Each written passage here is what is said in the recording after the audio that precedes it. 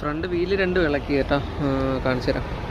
അല്ല, രണ്ട് വീലും ഇളക്കി വെച്ചിട്ടുണ്ട്. പക്ഷേ നിർഭാഗ്യവശാൽ ബാക്ക് വീൽ ഇളക്കിയിട്ട് നമ്മൾ ബ്രേക്കിൻ്റെ ഡ്രമ്മ് തുറന്നപ്പോഴത്തേക്ക് നോക്കിയപ്പോൾ ഇതിനകത്ത് ഈ പാഡ് തീർന്നിട്ടൊന്നുമില്ല, തേഞ്ഞിട്ട് കുറച്ചൊക്കെ തേഞ്ഞിട്ടൊക്കെ ഉള്ളൂ. പക്ഷേ സാധനം പൊട്ടിയിരിക്കുമായിരുന്നു.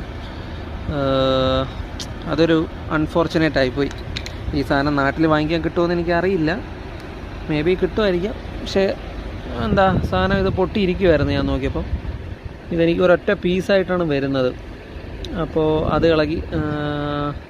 ഇതിനി ഫിക്സ് ചെയ്യാൻ പറ്റുമോ നോക്കണം. എന്തായാലും തിരിച്ച് അതിൽ തന്നെ ഫിക്സ് ചെയ്ത് തൽക്കാലം അഡ്ജസ്റ്റ് ചെയ്ത് വെച്ചിട്ട് നമുക്ക് റെഡിയാക്കി എടുക്കാൻ പറ്റുമോ നോക്കാം. ഓക്കെ, ഇനി ഇതാ ഇത്രയുണ്ട്. ഇതിനെല്ലാം ഞാൻ എത്ര ചെറിയ പാർട്സ് ആക്കാൻ പറ്റുമോ അത്രയും ചെറിയ പാർട്സ് ആക്കാനാണ് എൻ്റെ ശ്രമം. സോ എങ്ങനെയെങ്കിലുമൊക്കെ ഞാനിവനെ പെട്ടിയിൽ കൊള്ളിച്ചിട്ടുണ്ട്.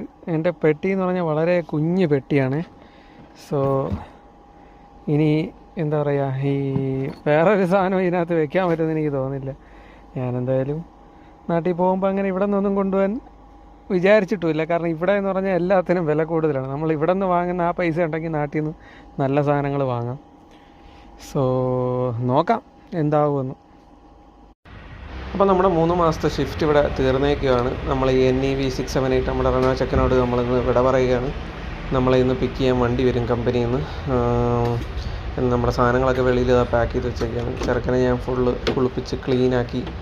പുറം കഴുകേണ്ട കാര്യമില്ല, എന്നിരുന്നാലും ഞാൻ പുറമൊക്കെ കഴുകി ഉള്ളു മൊത്തം ഉള്ളു മസ്റ്റായിട്ടും ക്ലീൻ ആയിരിക്കണം. ഉള്ളു ക്ലീൻ ചെയ്ത് വെച്ചില്ലെങ്കിൽ നമുക്ക് ഫൈൻ കിട്ടും കമ്പനിയിൽ നിന്ന്.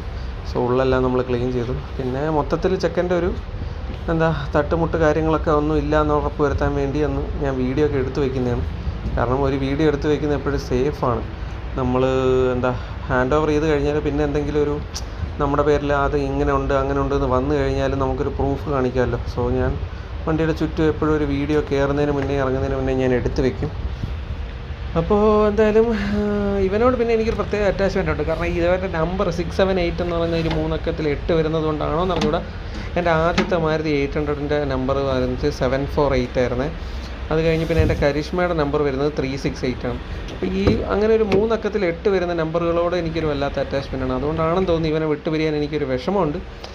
എന്നിരുന്നാലും നമുക്ക് വിട്ടുകൊടുത്തേ പറ്റൂ. പിന്നെ ഇനിയിപ്പോൾ അടുത്ത ഷിഫ്റ്റ് കയറുമ്പോൾ നമുക്കെന്തായാലും പുതിയൊരു വണ്ടി അല്ല വേറൊരു വണ്ടിയായിരിക്കും, ഇവൻ തന്നെ ആയിരിക്കില്ല.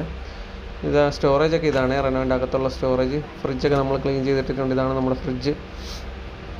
അപ്പോൾ ക്യാബിൻ ഞാൻ ഇതുവരെ കാണിച്ചിട്ടില്ല. അപ്പോൾ ഇങ്ങനെയാണ് ഇരിക്കുന്നത്. ഓക്കെ, അപ്പോൾ എന്തായാലും ബാക്കി കാര്യങ്ങൾ ഞാൻ അപ്ഡേറ്റ് ചെയ്യാം. നമ്മളിനി ഉടനെ വണ്ടി വന്ന് കയറി പുറപ്പെടുന്നതായിരിക്കും. Okay, thank you.